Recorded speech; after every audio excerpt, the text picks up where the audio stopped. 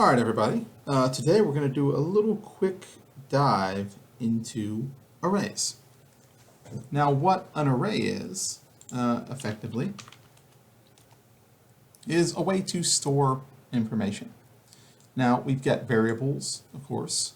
I could come over here and, make, number equal to 5 or something like that, right? And then, for this program, number is 5 whenever I go down and do anything in it.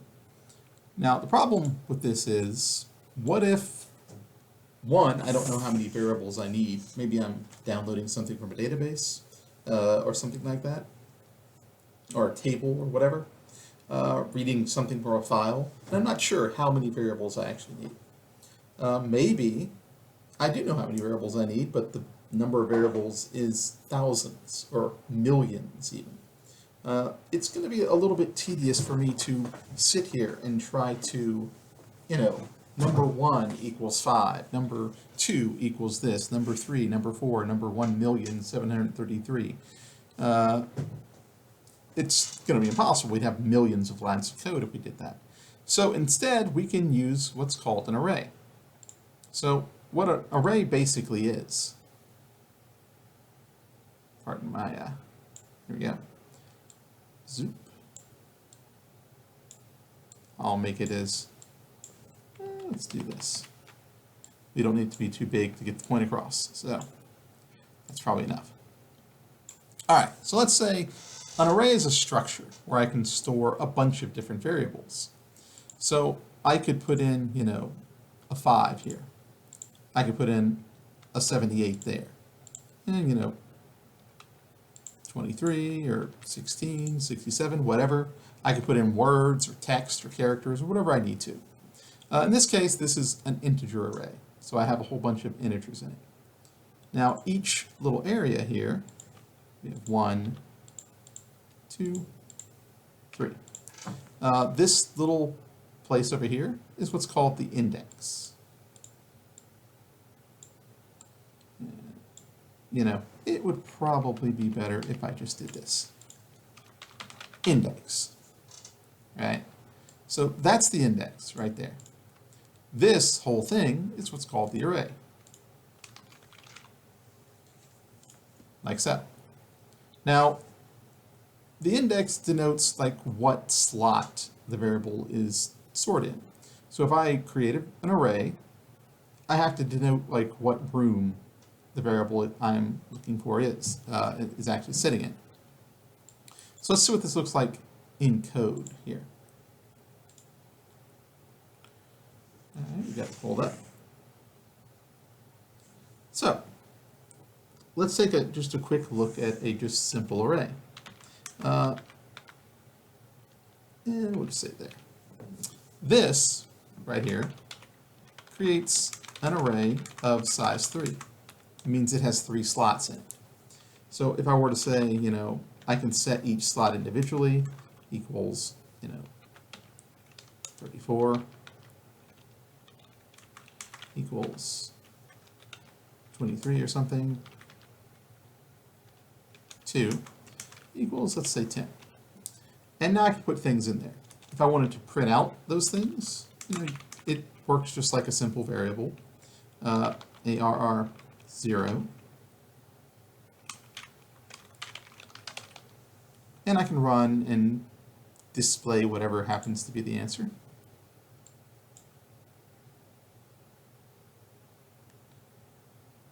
$34. So I decided to print 0 and 0 is 34, so it printed it. That's how you would interact with this particular variable here. Now what if I just took out the number altogether? I just said print R. Well, let's take a look. You'll notice this. It's gibberish. This is essentially, I guess, for lack of a better phrasing, a memory location, a pointer. Whenever you create an array like this, you give it a name. Let's say I call it array. Well, array, the name here, points to this whole structure here. So whenever I say array, it means this whole thing. To use an example I usually use in class, I used to live in a building when I went to Ole Miss years and years ago. I lived in an apartment, and the apartment was 3 floors.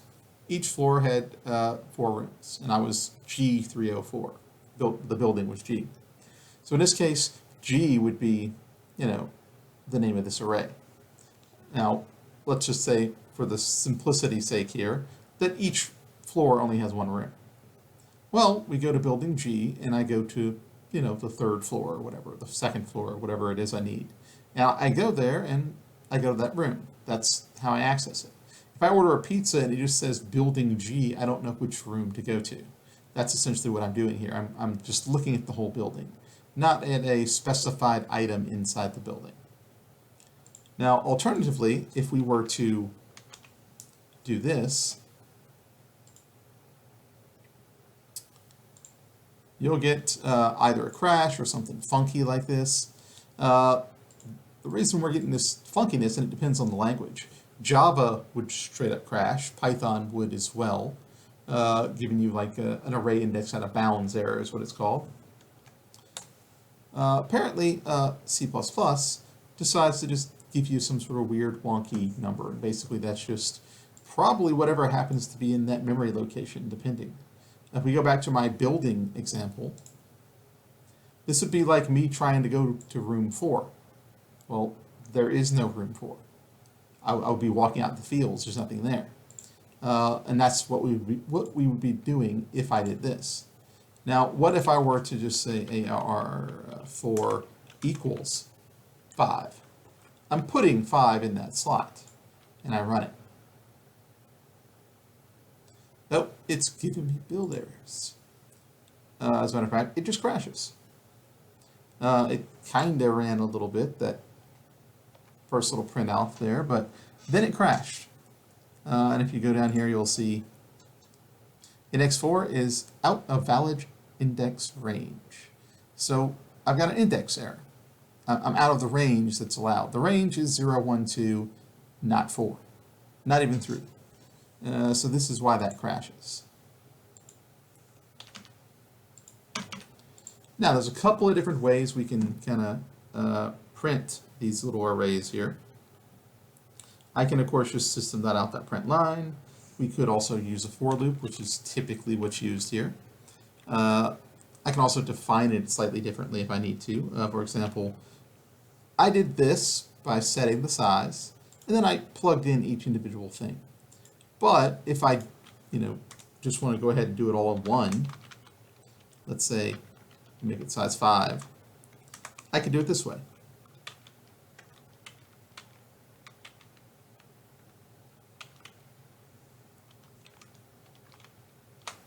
There.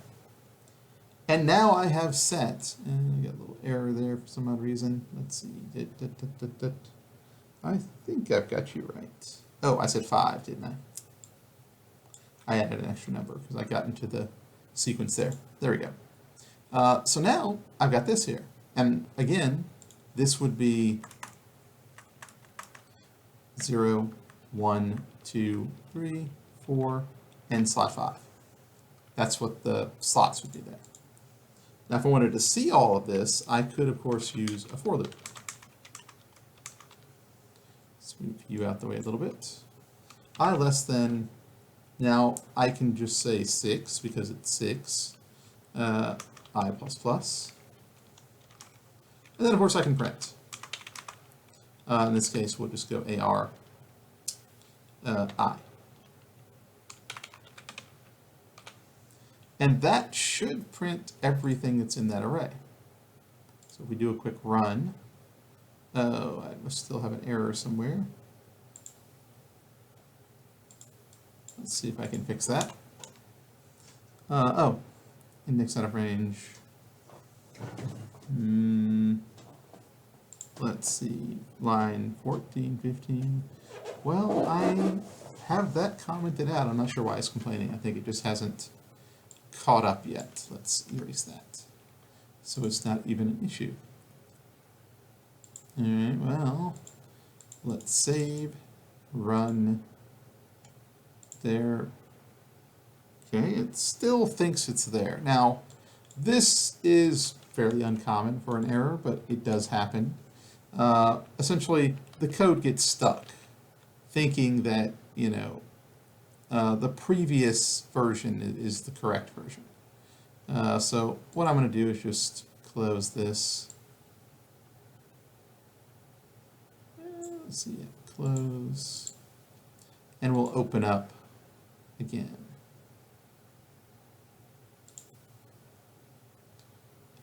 Intro arrays, solution file, and hopefully this will load up and we'll be able to run it properly.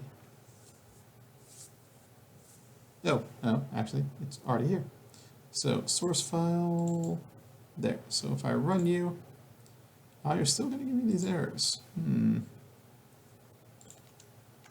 Did I? Let's see, 14 through 17. Oh, wait. Did I mess up something here? 0, 1, 2, 3, 4, 5?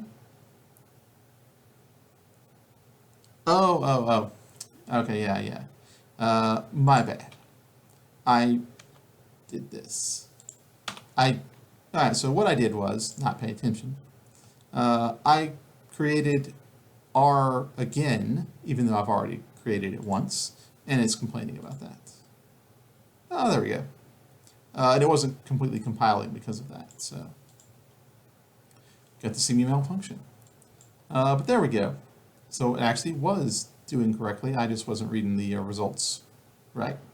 So 1, 1, 2, 3, 5, 8, which happens to be exactly what's in there. Now there are some other ways I can do this. I could use a while loop. Usually arrays and for loops kind of go hand in hand.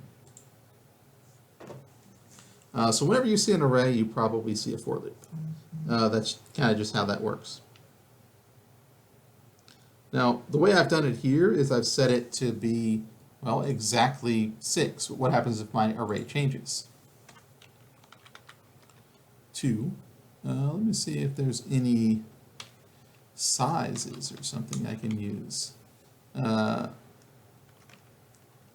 sure there is. Oh, wait, I suppose I'd have to do it slightly differently. Well, we'll just leave it at 6 for now.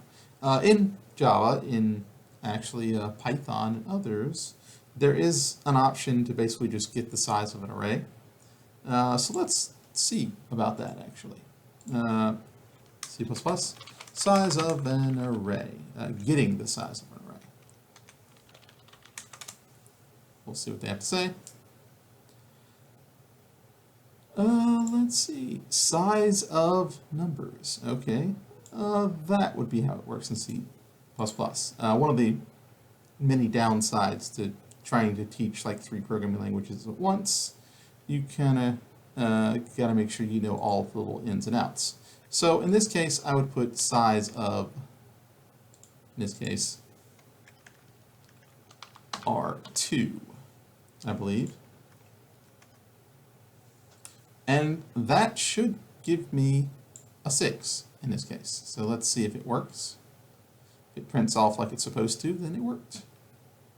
Oh, I've got several other things here. So maybe it didn't work quite the way I wanted it to. So let's undo that.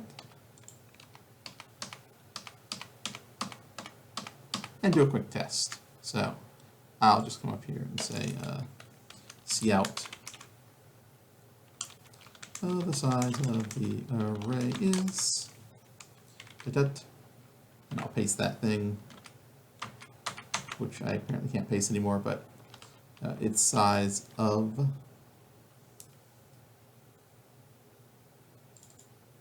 and we'll say R2. Okay, R2. All right, if I did this correctly, and I probably should go ahead and add inline.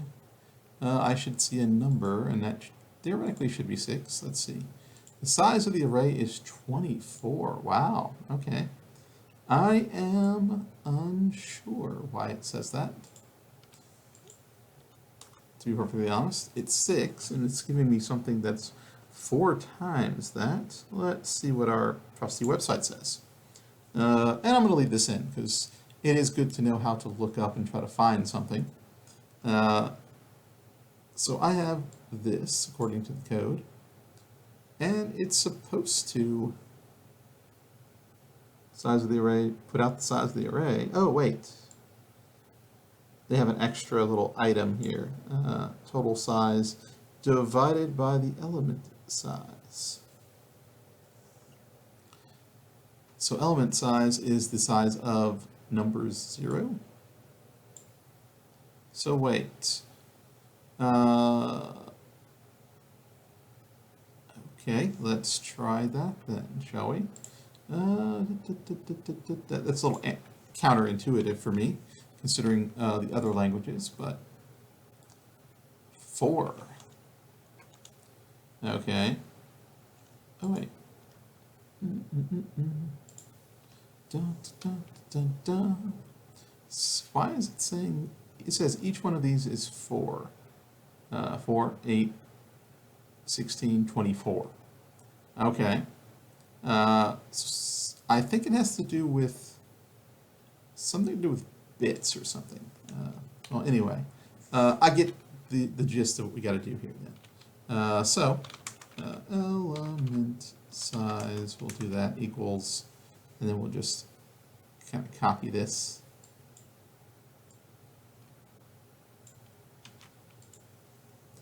Boop. And I'll do boop.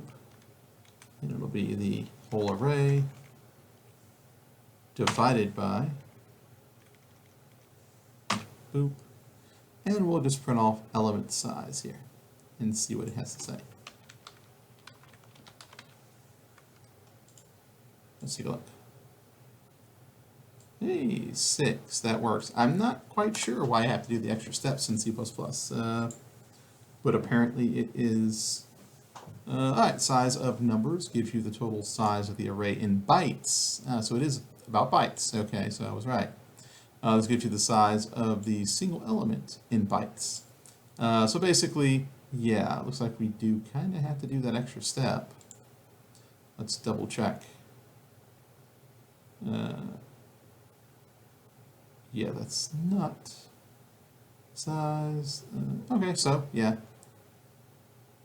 So it looks like we do kind of have to do that for now. So compared to Java, C++, or Java, C#, and of course Python, it looks like there's a little extra step involved in this. But if we do that extra step, I can come in here and just do this. Element size. And when I run this, and that's the whole gist of all this stuff I'm doing, I want to make it so this program works without me having to change anything. If I have this line here, and it gives me, you know, gets the size of the array, I can use that size right here, and if this array, if I come up here and add like several more to this or something, if I go in there and go like, haha, it's got 8 now, and I go comma, you know, doot, like so. I've added 2 more things to it. I don't have to change any more code. I should be able to run this and get all of that printed. Like so. And that's the best code you can have, code that you don't have to worry about anymore. If they change the size, if they add extra things or take things off, it doesn't change. The code doesn't have to be bothered by anything. You just simply, you know, run it, and then it does what it needs to do. And so this is a very good thing to do when you're dealing with these. You never want to hard code a number in this if you can help it, particularly when you're dealing with arrays. But that is your rough kind of outline of arrays. We've got a couple of different ways to declare them. A couple of errors we can run into if we go outside the bounds of the array and what those look like, and how we would print them, as well as print them with a specific size in mind if we don't know the size specifically. So that's your quick rundown for arrays. If you have any questions, as always, just let me know.